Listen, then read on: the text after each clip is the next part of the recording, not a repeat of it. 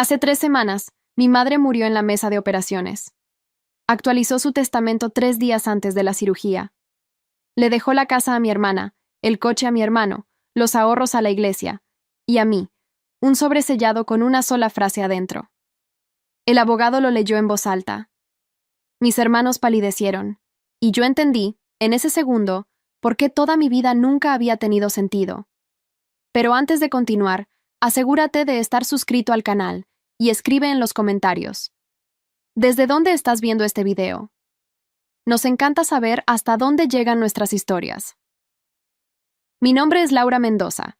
Tengo 33 años. Crecí creyendo que solo era diferente. Ese tipo de diferente que las familias guardan en silencio, que nunca nombran, pero que todo el mundo siente. Era más morena que mi hermana Jimena. Tenía los ojos de un color que no combinaba con nadie. Mi madre, Carmen, decía que yo había salido a un pariente lejano siempre que alguien preguntaba, y la gente lo aceptaba porque es más fácil aceptar que cuestionar. La llamada llegó un miércoles por la mañana, mientras intentaba terminar un reporte en el trabajo. Era el abogado de la familia, el licenciado Antonio Garza, con esa voz de quien ya ha dado noticias así cientos de veces. Me dijo que mi madre se había complicado en el posoperatorio y no había resistido. Dijo que yo necesitaba asistir a la lectura del testamento la semana siguiente. Dijo, asistir, no fuiste mencionada. Y ese detalle se quedó dando vueltas en mi cabeza por días. La última vez que había hablado con mi madre había sido 5 meses antes. Una llamada corta, fría, donde me informó que el aniversario de bodas de Jimena sería en un restaurante caro y que no necesitaba ir si no me iba a vestir adecuadamente. Le dije que no iría. Ella dijo que estaba bien, que así habría más espacio en la mesa. Colgué. No le devolví la llamada. Y entonces ella se fue antes de que cualquiera de las dos pudiera cambiar de opinión. No lloré cuando me enteré. Eso me incomodó por un tiempo. No el hecho de no haber llorado, sino el hecho de saber por qué. Yo ya había vivido el duelo por Carmen hacía años, poco a poco, cada vez que me miraba como si yo fuera un problema que ella no había pedido. La cirugía solo cerró una puerta que ya estaba entreabierta desde hacía mucho tiempo. Fui a la lectura del testamento con un saco azul marino, el único que tenía para ocasiones formales. Mi hermana Jimena estaba ahí con su esposo, Mateo. Mi hermano Alejandro estaba recargado en la silla con ese aire de quien preferiría estar durmiendo. La tía Rosa, hermana de mi madre, se sentó cerca de la puerta con la bolsa en el regazo. El padre Roberto, de la parroquia de la colonia, también estaba ahí, representando a la congregación como beneficiaria. El despacho del licenciado Garza era pequeño, olía a papel viejo y tenía el aire acondicionado a todo lo que da. Había un escritorio de madera oscura, diplomas enmarcados, y, en el centro del escritorio, un folder beige y un sobre blanco con mi nombre escrito a mano. Cuando entré, el silencio cambió de textura. Jimena me miró como quien ya esperaba eso. Alejandro desvió la mirada. La tía Rosa apretó el broche de su bolsa. El licenciado Garza me indicó la silla más cercana a la puerta, naturalmente, la que sobraba, y comenzó la lectura. La casa para Jimena. El coche para Alejandro. Los ahorros, cerca de 250,000 pesos, para la iglesia. Y entonces se detuvo, se ajustó los lentes y dijo: a mi hija Laura Cristina Mendoza le dejo este sobre, para ser abierto durante la lectura. Deslizó el sobre por el escritorio en mi dirección. Ximena sonrió incluso antes de que yo tocara el papel. Era una sonrisa pequeña, de quien sabe el final de la historia antes del comienzo. Mateo no hizo nada, solo se miró la propia mano. Alejandro se enderezó en la silla por primera vez desde que yo había llegado. Y yo me quedé ahí, con ese rectángulo blanco en las manos, sintiendo el peso de 33 años en una cosa que no pesaba nada. El licenciado Garza dijo que podía abrirlo en casa, en privado, si lo prefería. Ximena dijo que el testamento especificaba que se abriera ahí. Él asintió, pero recalcó que la decisión era mía. Lo abrí. Una hoja doblada por la mitad. Una sola frase, escrita a mano, con la letra inclinada y remarcada que yo reconocía desde niña. La letra que mi madre usaba cuando quería que las palabras se te quedaran grabadas. Laura no es hija de Pablo Mendoza. Su padre es Renato Castañeda. Le pedí al licenciado Garza que lo leyera en voz alta. Él dudó. Lo leyó. El rostro de Jimena se quedó blanco como la pared detrás de ella. Hay momentos en la vida en que el silencio tiene textura. Ese silencio en el despacho del licenciado Garza era espeso, denso, del tipo que casi puedes tocar. El reloj de pared marcaba los segundos con una precisión irritante. Conté 7 antes de que alguien se moviera. Jimena fue la primera, como siempre. Se levantó tan bruscamente que la silla raspó el piso y dijo que eso era imposible, que nuestra madre estaba medicada cuando lo escribió, que era la carta de una mujer enferma y asustada antes de una cirugía. Su voz salió afilada, cortante, pero había algo debajo del coraje. Un temblor que no lograba esconder por completo. Alejandro no dijo nada. Se quedó mirando el escritorio como si intentara encontrar una salida ahí mismo. La tía Rosa cerró los ojos. Ese detalle se me quedó grabado. Ella no estaba en shock. Cerró los ojos de la forma en que la gente los cierra cuando algo que estaba contenido finalmente se desborda, con alivio y dolor al mismo tiempo. Yo me quedé sentada. Mi espalda estaba recta. Mis manos estaban planas sobre el escritorio. Por dentro, algo se estaba moviendo, lento e inevitable, como esas placas tectónicas que tardan siglos en desplazarse pero cambian la forma de todo cuando se mueven.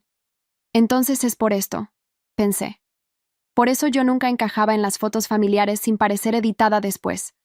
Por eso mi madre me miraba a veces con un tipo de cansancio que no era por mí, sino por algo que yo representaba. Por eso, en las cenas de Navidad, mencionaba los ojos de Jimena, la sonrisa de Alejandro, las manos de mi papá, y cuando llegaba a mí cambiaba de tema como quien cambia de canal. Crecí pensando que era demasiada sensibilidad de mi parte, que yo estaba viendo rechazo donde solo había distancia, que algunas madres aman de formas que uno no sabe nombrar. Pero no era eso, era culpa. Era yo siendo la prueba viva de una elección que ella nunca resolvió dentro de sí misma.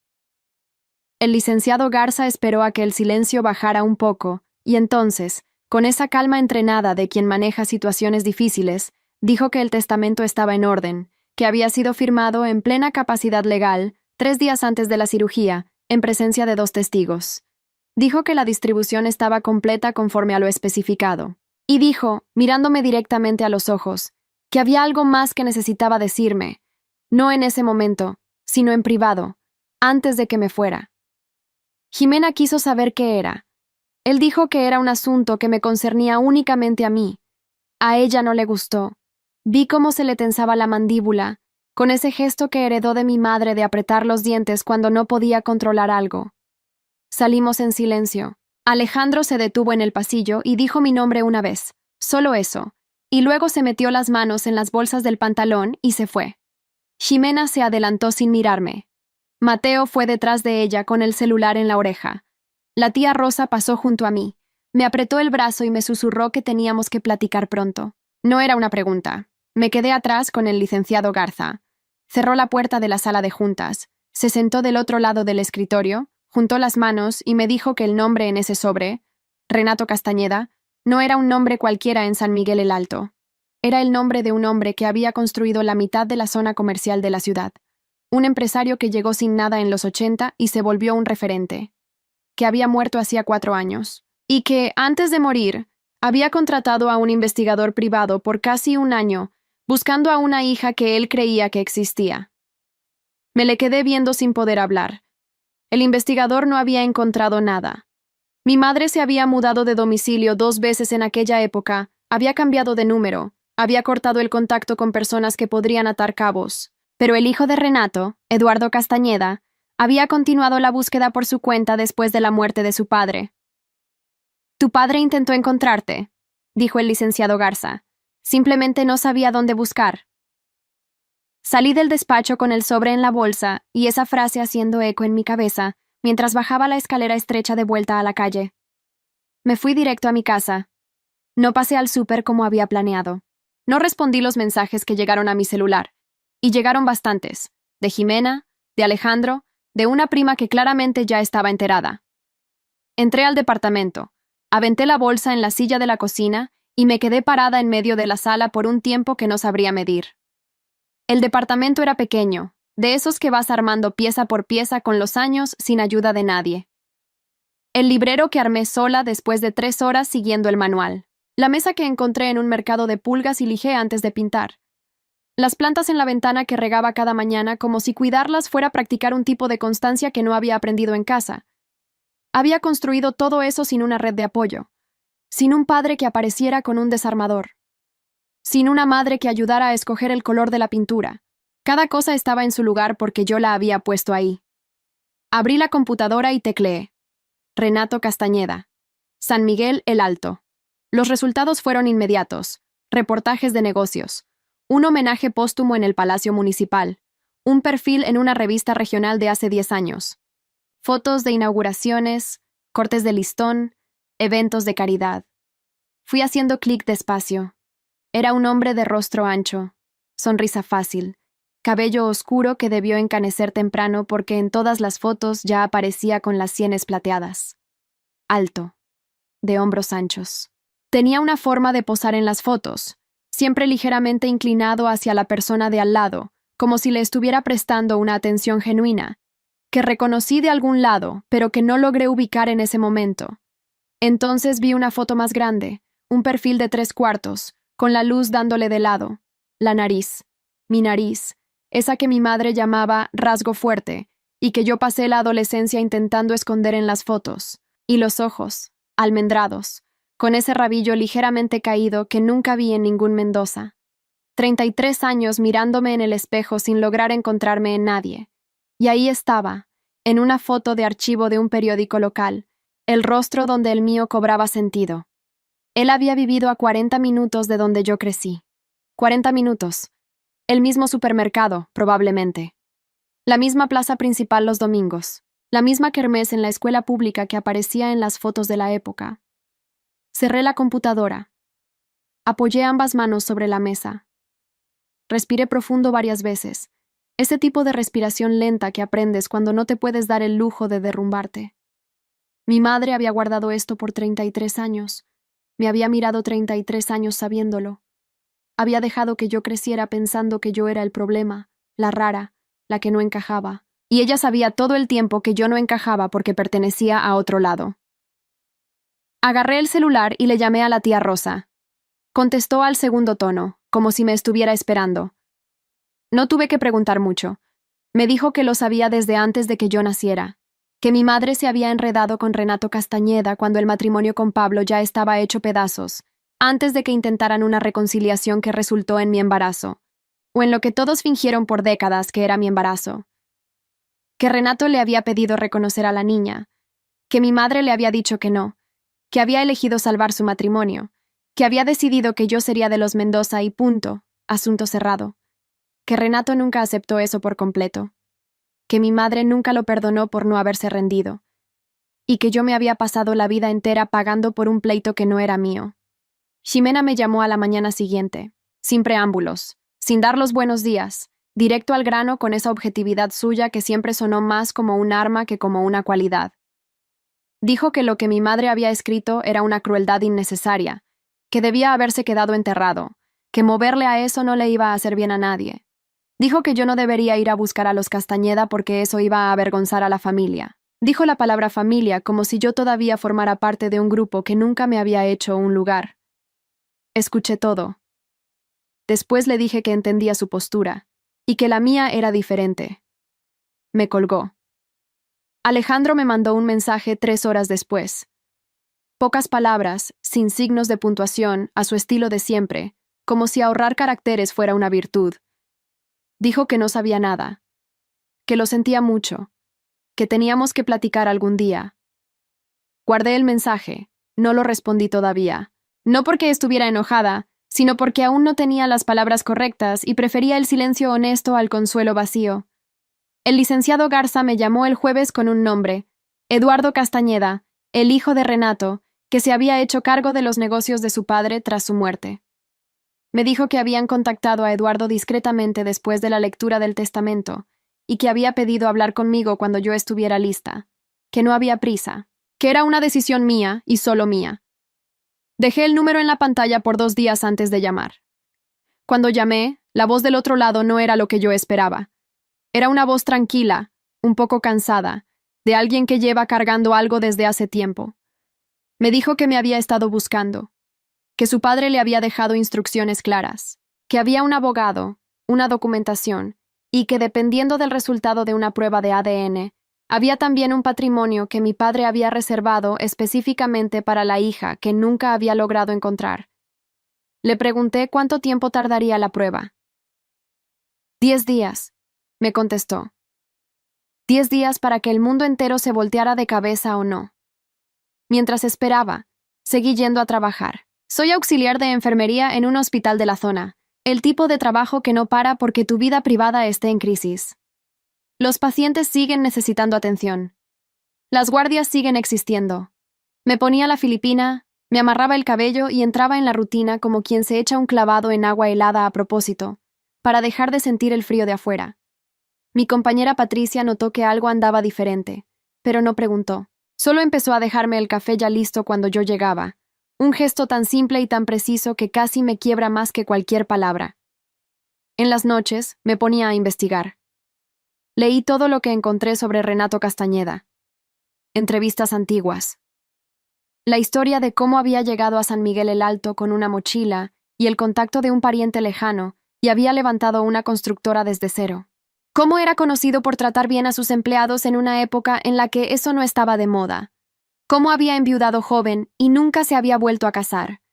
Había una entrevista de cuando cumplió 60 años en la que el reportero le preguntó sobre sus arrepentimientos. Él había dicho: «Hay una cosa que no logré resolver a tiempo. Prefiero no entrar en detalles, pero si esa persona algún día lee esto, lo intenté». Leí esa frase a las 2 de la mañana con el departamento en silencio absoluto. Me estaba hablando a mí. Sin saber mi nombre, sin tener mi dirección, me estaba hablando a mí en una revista que yo nunca había leído, en un cumpleaños en el que yo ni siquiera sabía que él existía. El resultado llegó un lunes. 99.97% de compatibilidad. Yo era hija biológica de Renato Castañeda. Me quedé sentada en el asiento del coche en el estacionamiento del hospital por 20 minutos después de leer el mensaje, con el celular en la mano y el ruido del tráfico de la avenida como banda sonora de algo enorme que estaba pasando en silencio. Le llamé a Eduardo. La plática fue corta y directa. Dijo que estaba feliz.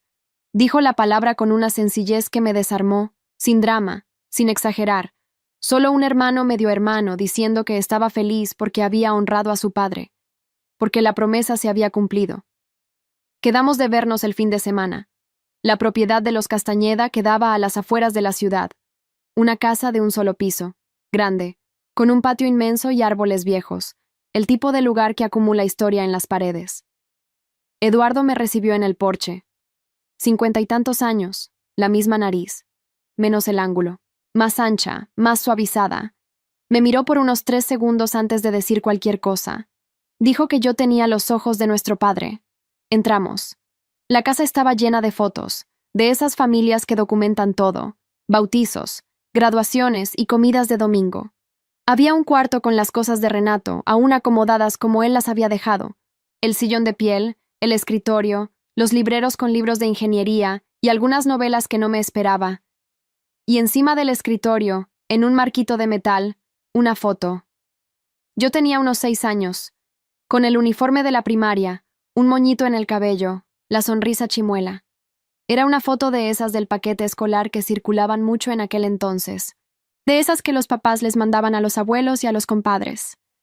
Eduardo me dijo que su padre había conseguido esa foto a través de una conocida en común años atrás, cuando aún intentaba rastrear mi paradero. Que se había quedado en ese escritorio desde entonces. 27 años. Esa foto estuvo ahí 27 años. Mi padre nunca me conoció, pero me mantuvo cerca a su manera. Tuve que voltear la cara. No quería llorar frente a un hermano que acababa de conocer hacía 20 minutos, pero lloré de todas formas, y él tuvo la gentileza de no fingir que no me estaba viendo. Eduardo me enseñó la documentación que mi padre había dejado preparada.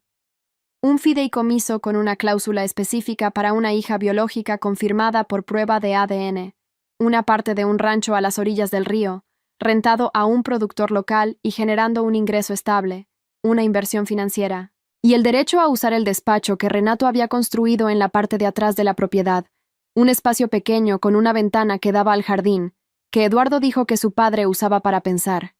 El total llegaba a cerca de 2,5 millones de pesos. Yo había llegado a esa lectura del testamento esperando un insulto dentro de un sobre, el insulto llegó, pero abrió una puerta que mi madre no había previsto.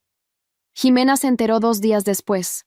No sé cómo, pero se enteró. Tal vez por el licenciado Garza, tal vez por alguna de esas rutas retorcidas de chismes que los pueblos chicos saben armar. Apareció en mi departamento sin avisar, un martes por la tarde, con cara de quien había ensayado lo que iba a decir, y en el camino se le había olvidado la mitad. Se quedó en la puerta. Dijo que eso era dinero de extraños. Dijo que yo estaba usando la muerte de nuestra madre para acercarme a una familia que nunca formó parte de nuestra historia. Dijo nuestra 2 veces, y las 2 veces sonó falso. Yo le contesté que entendía que era difícil para ella, que yo no estaba buscando reemplazar nada, que solo estaba conociendo una parte de mí que existía incluso antes de que yo naciera. Se fue sin azotar la puerta. El silencio del pasillo después fue largo y cansado. La tía Rosa vino a visitarme un domingo con un pan de elote que me preparaba desde que yo era niña. Nos sentamos en el balconcito del departamento, diminuto, a duras penas cabían 2 sillas, y me fue contando lo que sabía por pedazos, como quien tumba una pared ladrillo por ladrillo. Me dijo que mi madre había amado a Renato de una forma que la asustaba, que él era el tipo de hombre que llena un cuarto cuando entra, que hace que todos quieran estar cerca, y que ella, Carmen, nunca había sentido eso con Pablo Mendoza, que era un buen hombre pero distante, un hombre de rutinas y silencios, que el amorío duró casi 2 años, que cuando ella quedó embarazada, Renato le había dicho que quería reconocer a la niña, que quería criarla, que quería que se fueran a vivir cerca de él, pero él no quiso dejar a su exesposa. Ya estaban separados, pero había una hija chiquita. Eduardo era de una relación anterior, y él no quiso mudarse a otra ciudad. Le pidió que ella fuera con él. Mi madre no quiso. Quería que él se entregara por completo, sin pasado, sin equipaje. Y cuando se dio cuenta de que eso no iba a pasar, cerró todo de tajo como quien le echa llave a un cajón que no va a volver a abrir. Eligió a Pablo. Eligió el matrimonio arreglado. Eligió la apariencia de la familia intacta. Y yo nací en medio de una elección con la que ella nunca pudo hacer las paces. La tía Rosa me dijo que lo sentía mucho, que se había quedado callada porque le tenía miedo a Carmen, porque mi madre era del tipo de personas que te cortaba el habla sin avisar cuando se sentía traicionada, y ella no hubiera soportado perder a su hermana. Me contó que 2 años atrás, cuando se enteró de la muerte de Renato y de la búsqueda de Eduardo, le mandó al abogado de los Castañeda una foto mía de cuando era adolescente, sin nombre, sin dirección, solo la foto. Era suficiente para mantener una veladora prendida. Le agarré la mano por un rato. No había coraje. Había comprensión por la debilidad humana, por ese tipo de cobardía que no es maldad, que es solo miedo de perder lo que se tiene. Yo había tomado decisiones parecidas en otros momentos de mi vida. Me había callado cuando debía hablar, había cedido cuando debía ponerme firme. No tenía derecho a tirar la primera piedra. A la semana siguiente, Alejandro me invitó a tomar un café. Fuimos a una fondita cerca de su casa, de esas con sillas de plástico y una tele prendida en un canal de noticias sin volumen. Pidió una empanada que no se comió. Se quedó dándole vueltas al vaso por un buen rato antes de hablar. Me dijo que, desde niño, se había dado cuenta de que a mí me trataban diferente, que había una frialdad muy específica en la mirada de nuestra madre cuando me veía, diferente a la frialdad general que tenía con todo el mundo, pero que había elegido no entender, porque entenderlo lo obligaba a hacer algo. Y él era, por naturaleza y por costumbre, un hombre que prefería no hacer nada cuando la inacción seguía siendo una opción disponible. Me dijo que lo sentía mucho. Le creí. Había algo en su postura encorvada en ese momento que era distinto a su desgano habitual. Era el peso específico de quien se arrepiente de una omisión muy larga. Le dije que la puerta nunca había estado cerrada con llave, que bastaba con tocar. Él asintió despacio, como quien guarda el dato para usarlo después. Unas semanas más tarde, la historia ya había recorrido buena parte del pueblo, de la manera en que los chismes recorren los pueblos chicos. Sin altavoces, solo de boca en boca, en las filas de las tortillas y a la salida de misa. Laura Mendoza era hija de Renato Castañeda. El testamento de Carmen lo había confirmado. La prueba de ADN lo había confirmado. La gente del pueblo ajustó su versión de la historia en silencio, con esa eficiencia colectiva que no necesita convocar juntas. Donde antes estaba la Laura que no se parecía a nadie, ahora estaba la hija de Renato, que tenía sus ojos y su terquedad discreta, y que había sobrevivido 33 años sin saber de dónde venía. Recibí mensajes de personas que apenas me conocían diciéndome que se alegraban por mí. Mi jefa en el hospital me mandó llamar a su oficina solo para decirme que yo era una mujer muy entera.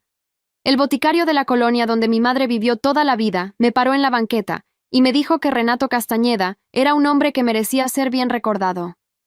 Yo no había dicho nada en público, no había publicado nada, no había hecho comentarios. La historia caminaba sola. Me mudé al rancho a finales del otoño. El despacho en la parte de atrás del que me había hablado Eduardo se convirtió en mi rincón. Era pequeño, con una ventana que daba a un jardín que alguien había plantado con mucho cuidado. Rosales, un árbol de jacaranda, una higuera vieja que crecía más lento que todo lo demás a su alrededor. Había un escritorio de madera maciza, un librero con libros que fui conociendo poco a poco, y en una repisa en la esquina, la foto de la primaria que había estado ahí por 27 años. La puse junto a la de mi graduación.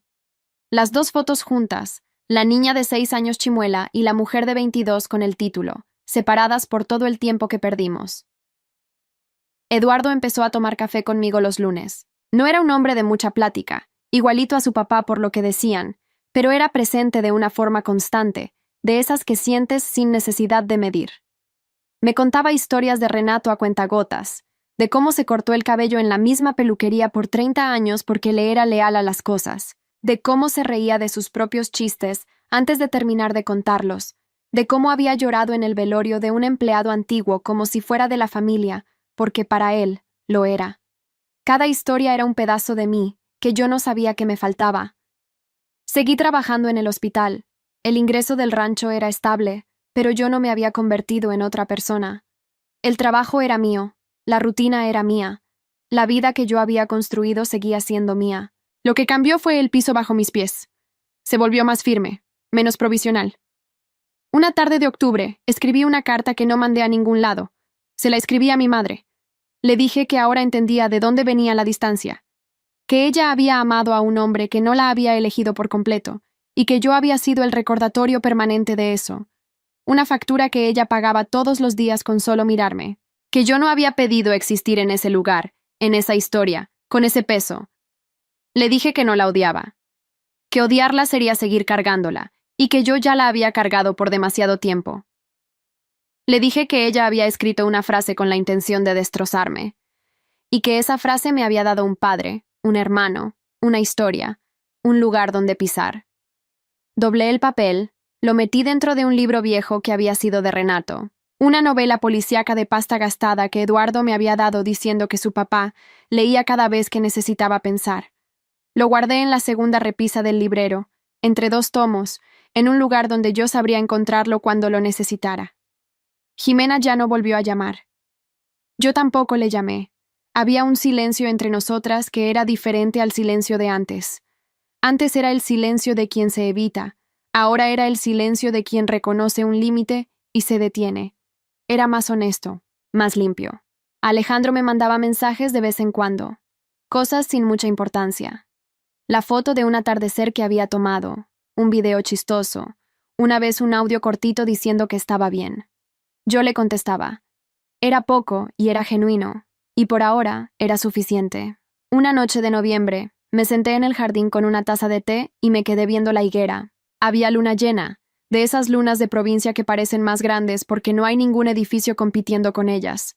Pensé en mi padre, en cómo tal vez se había sentado en este mismo jardín pensando en esta hija que él sabía que existía pero no lograba alcanzar, en cómo había guardado una foto escolar en un escritorio por casi 3 décadas, en cómo había dejado, en un testamento, en una entrevista de revista y en los recuerdos de todos los que lo conocieron, suficientes rastros para que cuando la verdad saliera a la luz, encontrara una puerta abierta.